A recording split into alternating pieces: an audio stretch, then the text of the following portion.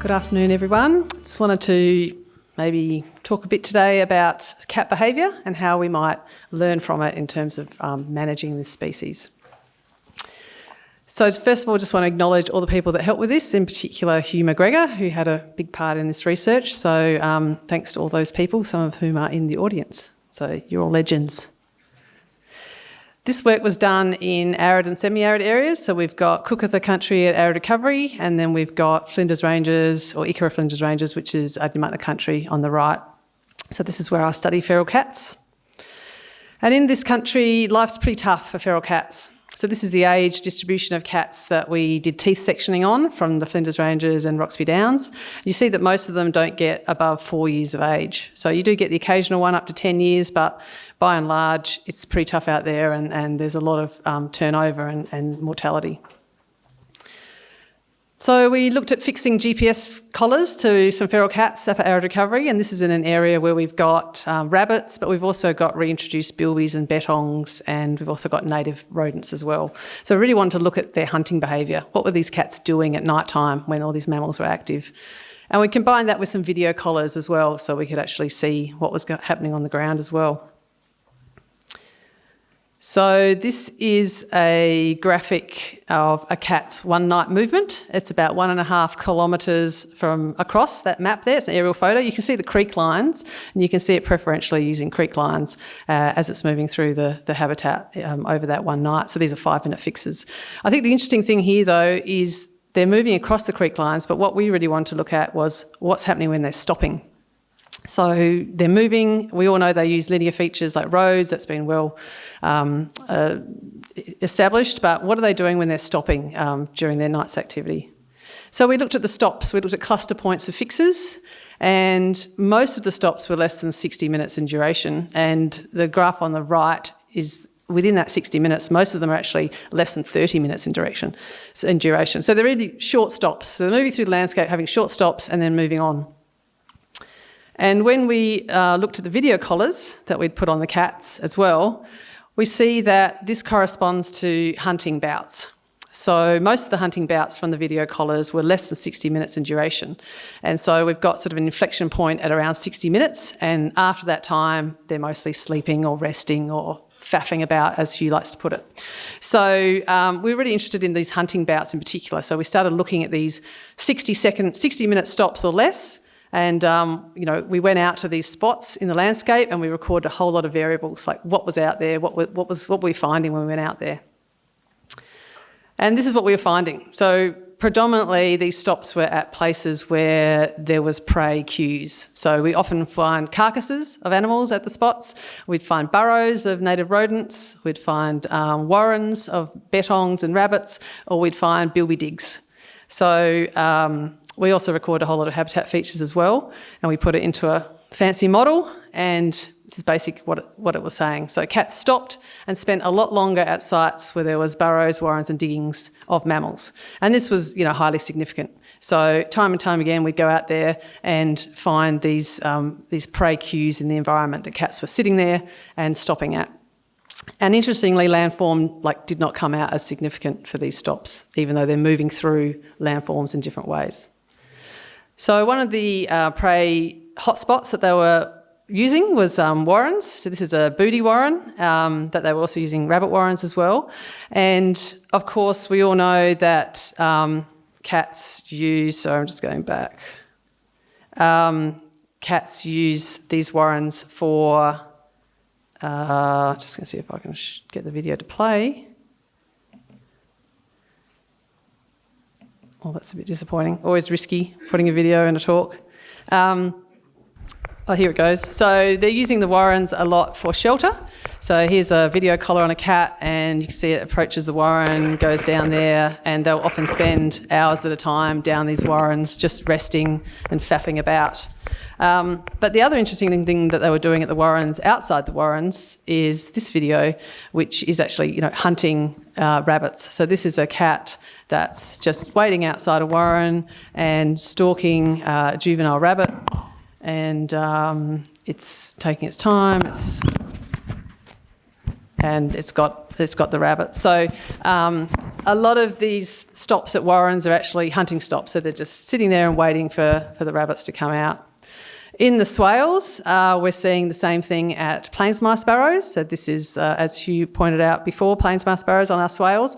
And often they'd be sitting at one burrow for about 20 minutes, and then they'd move around and sit at the next burrow for 20 minutes. So really just, they knew exactly where to go in the landscape, and they'd sit there and just, wait for the prey to emerge.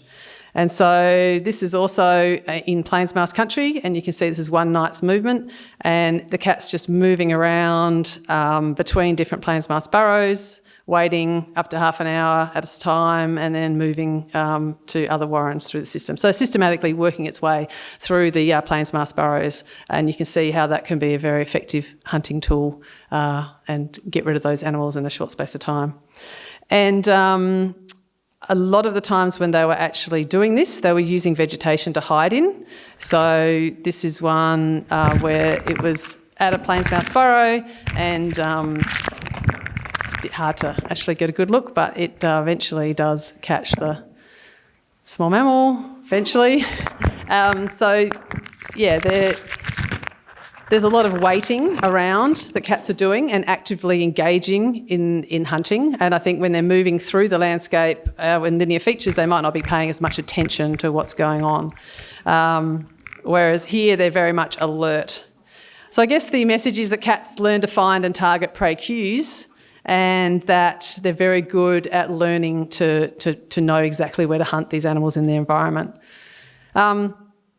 So basically stops are just important as starts. So where things are moving through the environment is important, but where they're stopping in that environment is also really important. And actually we could potentially harness this and focus some of our control on prey cues.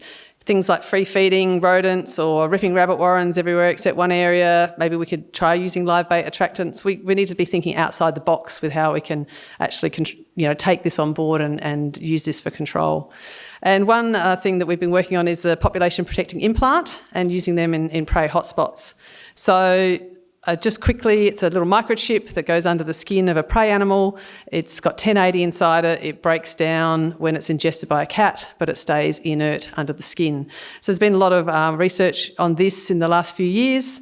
Here's a demonstration here at pH neutral, which is under the skin of the prey animal. It's got it's stable, and then it breaks down when it's ingested by a cat. So Ned Ryan Schofield's been doing a lot of work for his masters on this and demonstrated proof of concept. So we can feed cats carcasses with PPIs and they will ingest them and die. We can put PPIs into bilbies and they'll gain weight, breed and survive over the longer term. So that's all been looking really positive. This is a PPI under the skin of an animal that died from natural causes. But unfortunately, at the moment, we've got limited longevity of the capsule. So in vivo trials, they, about up to 260 days, and then they start to break down. So that's obviously a problem, despite the fact that a lot of the prey animals have got high tolerance to 1080, and it doesn't matter if it breaks down. It's not the point. We want it to last and be stable under the skin. So at the moment, we're looking at different coatings, and more labs and field trials are needed, but we've run out of money. So might have to go and speak to Guy after this session. Some of the other hunting behaviour stuff that came out was vegetation. So these cluster points or stop sites were highly correlated with medium and tall vegetation patches in the environment. So really patchy, these habitat patches that are within this sort of homogeneous landscape. And the cats were using them to sleep, but also to hunt by using them to watch prey from behind the bushes. So again, can we target small patches of dense vegetation for control? And that might be about trap placement or, augmenting habitat to create these patches. And the other thing that I think would be interesting to explore is what happens when you reintroduce animals into areas where there aren't these patches. So areas where there's like uniform cover or very little cover. And is that going to be more successful than maybe into these patchy environments that seem to favour cats and favour hunting? And one example of that is in the Icara Flinders Ranges National Park, where we reintroduced the western quoll a few years ago, and we released them into two areas. The one on the left is open habitat with small patches of vegetation, and the one on the right is much more uniformly vegetated habitat. And we got higher survival in areas that were less patchy. So in those sort of thicker cover that was more uniform, we had significantly higher survival. So that's the pink versus the blue, where the survival was lower in those sort of open areas with patchy cover. So something to look at in more detail, I think. So then we started looking at diet, what diet can tell us about cat behaviour and control. This is a 25-year data set from Arid Recovery on cat diet.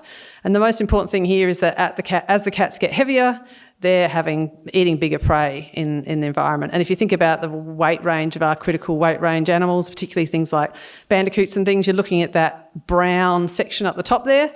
And the point there is about 4.2 kilos when cats suddenly start to eat a lot more of that prey.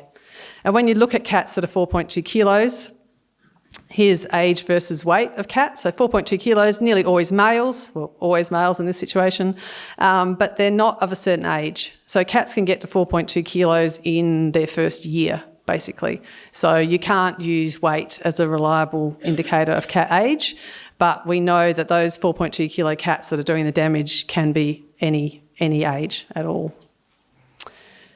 So what's interesting about the fact that they're eating these larger prey, and a lot of that's rabbit these days because we don't have threatened species in a lot of these areas, is that cats are more dependent on rabbit prey. So the grey bar is how much rabbit is in the diet of cats as rabbit activity increases. So it's the same. So it doesn't matter if you've got lots of rabbits or not many, cats are still going to eat rabbits.